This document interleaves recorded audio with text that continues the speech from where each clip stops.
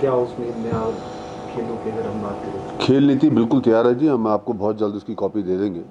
और कोविड की वजह से इसमें काफ़ी परेशानी आई है, जिसको हमने लॉन्च करना ठीक नहीं समझा है कि एक तरफ प्रदेश कोविड से लड़ाई लड़ रहा था, एक तरफ हम खेल नीति को लेकर आते।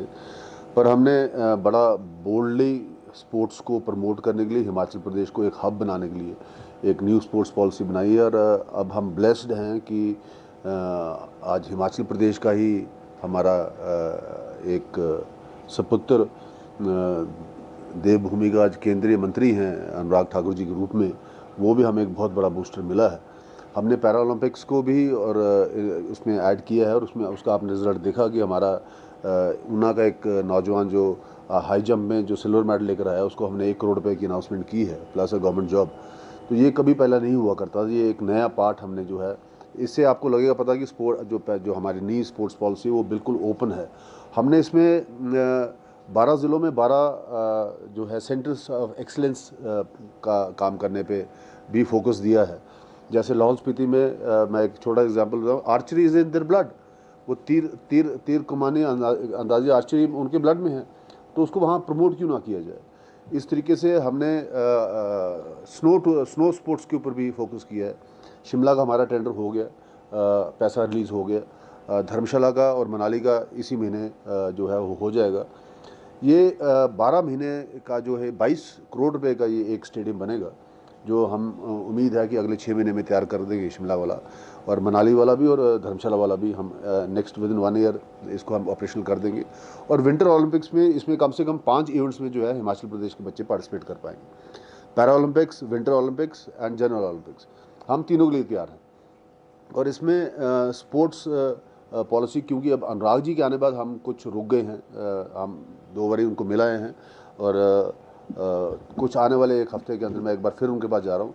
मैं एक बार उनसे फाइनल टचेस दिलवाना चाह रहा हूँ। हमने वैसे रिलीज़ कर देनी थी, पर अनुराग जी के मंत्री बनने के बाद हमने उसको रोका कि मैं लास्ट टाइम उनसे डिस्कस करके आया था। उन्होंने कहा कि इस बार आप सारे अधिकारी अपने साथ लेकर आइएगा, और वो भी अपने अधिकारी बुलाएंगे, हम सब साथ बैठ के what best can be done for Himachal Pradesh, वो हम अनुराग जी का मार्गदर्शन भी उसमें प्राप्त करेंगे। मैंने आदरणीय मुख्यमंत्री जी से डिस्कस कर ली है।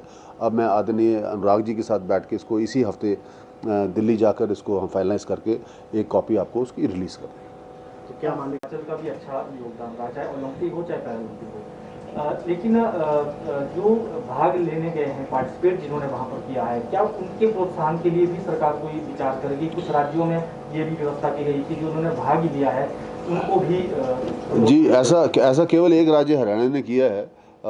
हमने उसकी रिपोर्ट मांगी है और हम भी ऐसा कुछ प्रपोज कर रहे हैं। पर जैसे आदरणीय मुख्यमंत्री के साथ बैठ के और अनुराग जी के साथ बैठ के मैंने जैसा आपको बताया कि पैरा ओलंपिक्स में कभी ये प्रावधान था ही नहीं, वो भी 1 करोड़ रुपये देना, ये फॉर द फर्स्ट टाइम इस सरकार ने किया है। तो ये भी एक अच्छा आइडिया है, इसके बारे में विचार किया जाएगा।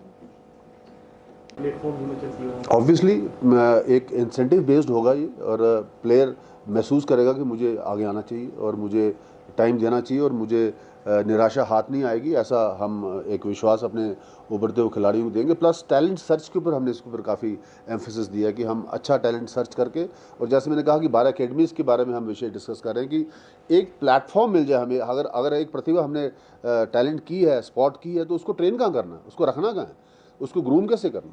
अब इंडिजियस स्पोर्ट्स जो है रेसलिंग में हम हरियाणा के मुकाबले में जा सकते हैं। हरियाणा ने रेसलिंग को, आज हमारे भी अखाड़े हैं, खूब हैं, हर तरफ अखाड़े हैं। इसी तरीके से हमारा बास्केटबॉल में हमारे पास बहुत अच्छी हाइट की लड़कियां और लड़के मिल जाएंगे आपको। वॉलीबॉल के अंदर हमारा our blood flows with volleyball. Softball में हमारी बच्चियाँ नेशनल लेके आई हैं। एशियन गेम्स में 5 बच्ची हमारी उसमें सिलेक्ट हुई हैं। बहुत सा स्कोप है। शूटिंग हमारे ब्लड में है, और एथलेटिक्स के लिए हम एक एक्सीलेंस सेंटर बन सकते हैं।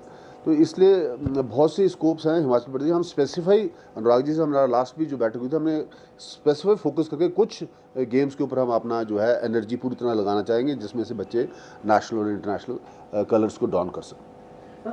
आगे काम नहीं आते हैं, उनको जो बाहर खेल संघों के जरिए खेलने जाना पड़ता है, तो क्या उसको भी आपस में तालमेल बने या समन्वय स्थापित ऐसा हो? देखिए, आपका प्रश्न बिल्कुल ठीक है। असली टैलेंट तो वहीं स्पॉट होता है, और ये सारी व्यवस्था जो है वो पिछले 1.5 साल से कोविड की वजह से अस्त व्यस्त होगी। स्कूल ही नहीं लगे हैं 1.5 साल से, तो अब लग रहा है कुछ संभावनाएं खुल रही हैं। हमने उसको भी स्पोर्ट्स पॉलिसी का एक पार्ट बनाया है कि स्कूलिंग से ही टैलेंट स्पॉट जो करना है, स्कूल गेम्स को भी हम अपने रडार में ले रहे हैं ताकि हम वहाँ से टैलेंट को भी सर्च करना शुरू कर दें। और फिर उसके बाद अगर वो बच्चा फील करता है कि मुझे स्पोर्ट्स में कैरियर बनाना, फिर उसको गवर्नमेंट अडॉप्ट कर लेगी, फिर उसको आगे उठा के हम लेके जाएंगे।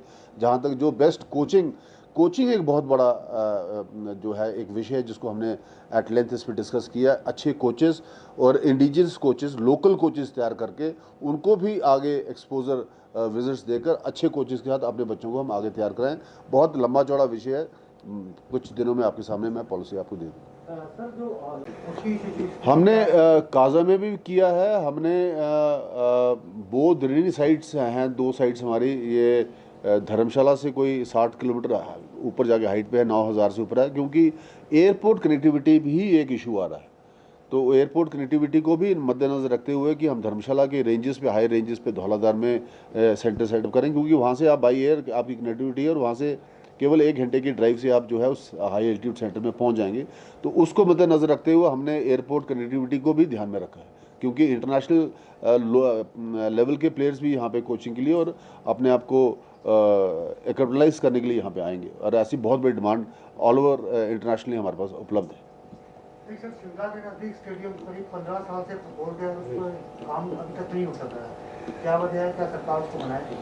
नहीं, बिल्कुल बनाएगी जी। अभी तक उसका कोई ज़मीनों की फॉर्मेलिटीज़ नहीं अभी तक पूरी हुई हैं और थोड़ा सस्पेंशन में थी गवर्नमेंट। और मैं तो जब से मंत्री बना हूं तब से कोविड ने ही हमारा जो है हमारा कोई कार्य करने के लिए इस तरफ नहीं दिया। मैं इस विषय पे पूरा पता करा के आपको बताऊँगा।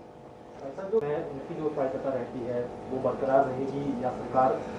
नहीं, बिल्कुल बरकरार रहेगी जी। खेल संघ एक बड़ा इंपॉर्टेंट हिस्सा है हमारा और इन्होंने बड़े अच्छे और बुरे दिनों में इस खेल जगत को जीवित रखा है। क्यों नहीं, इनका साथ हम पूरा लेंगे, इनका पूरा सहयोग हम साथ लेकर आगे बढ़ेंगे। आज जैसे आपने देखा ही होगा कि दुबई में हमारी टीम, हमारी एक बेटी वहाँ पे चमकी है, वो हमारे एसोसिएशन के साथ ही गई है। वो बेटी हिमाचल एसोसिएशन के लोग उनके साथ गए हुए हैं।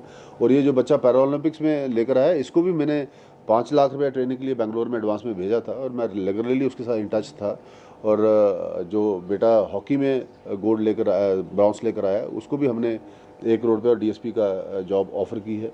और हिमाचल में एक एकेडमी खोलने के लिए भी हमने उसको ऑफ़र की है कि आप यहाँ पे आएँ और हमारे बच्चों को ट्रेन करें, हम आपको पूरी एकेडमी खोल के देंगे। We are open to all initiatives.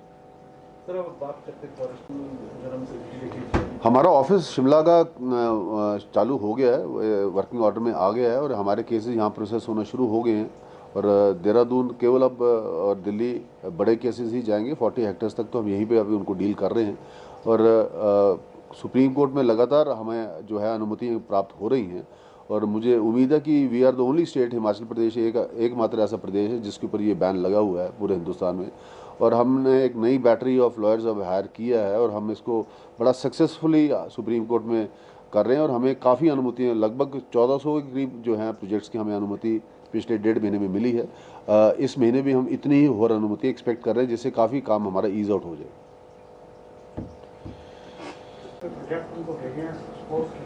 जी, अभी मैंने कहा आपको कि मैं 2 बार मिला आया हूँ, मैंने प्रोजेक्ट्स भी भेजे हैं, पर उन्होंने अगली बारी हमें कहा कि आप पूरी तैयारी करके अपने ऑफिसर के साथ आइएगा और इश्यूज़ को पिन पॉइंट करके लाइएगा। वो हम तैयारी कर रहे हैं। आज भी मेरी एक विशेष बैठक है इसको लेकर है और हम चाह रहे हैं कि हम जल्द से जल्द शिमला से दिल्ली रवाना हो। और अनुराग जी से हमने टाइम मांग लिया है ऑफिशियली और जैसे टाइम मिलेगा तो हम जाके अपना पूरा केस, और अनुराग जी के आने बाद उत्साह हमारा तो स्काई रॉकेटेड है, क्यों नहीं हो गई। हमारा ही अपना एक हिमाचल का नौजवान आज केंद्रीय मंत्री है और वो भी खेल विभाग के वो इंडिपेंडेंट चार्ज और कैबिनेट रैंक के मंत्री हैं। एक बहुत बड़ा अपॉर्चुनिटी आज हिमाचल प्रदेश को दस्तक दे रहा है, उसका हम पूरा फायदा उठाना चाहिए। हमसे जुड़े रहने के लिए हमारे YouTube चैनल को सब्सक्राइब करें और नई वीडियो की नोटिफिकेशन के लिए बेल आइकॉन को दबाएं। अगर आप ये वीडियो Facebook पर देख रहे हैं तो लाइक जरूर करें और ज्यादा से ज्यादा शेयर करें। इसी तरह के और भी अपडेट्स के लिए फॉलो करें हमारा Instagram पेज himachal.kshri।